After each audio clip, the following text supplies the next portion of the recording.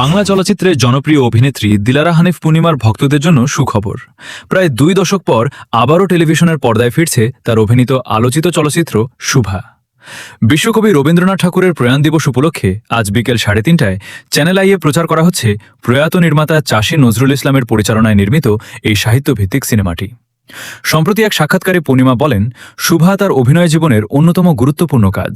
তার ভাষায় মেঘের পরে মেঘ, শাস্তি ও শুভা, চাষী নজরুল ইসলামের পরিচালনায় নির্মিত এই 3টি সাহিত্য নির্ভর সিনেমা তাকে একজন অভিনেত্রী হিসেবে ভিন্নভাবে নিজেকে তুলে ধরার সুযোগ করে দিয়েছে।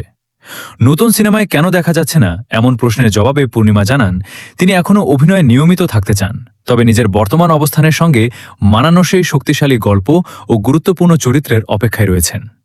তবে সবচেয়ে বড় চমক দিয়েছেন ভিলেন চরিত্রে অভিনয়ের ইচ্ছা প্রকাশ করে।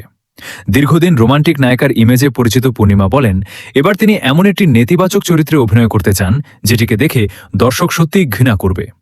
যদিও এখন পর্যন্ত কোনো নির্মাতা তাকে এমন চরিত্রে ভাবেননি বলেও জানান তিনি। এছাড়া দেশের চলচ্চিত্রে গল্প বলার স্বাধীনতা নিয়েও আক্ষেপ প্রকাশ করেন এই জনপ্রিয় অভিনেত্রী। তার মতে, নানা সীমাবদ্ধতার কারণে অনেক শক্তিশালী ও বাস্তবধর্মী গল্প পর্দায় তুলে ধরা সম্ভব হয় না। 2 দশক পর শুভার টেলিভিশনে ফিরে আসা যেমন দর্শকদের জন্য আনন্দের খবর, তেমনি পূর্ণিমার ভিলেন চরিত্রে অভিনয়ের ইচ্ছাও এখন চলচ্চিত্র প্রেমীদের মধ্যে নতুন আলোচনার জন্ম দিয়েছে।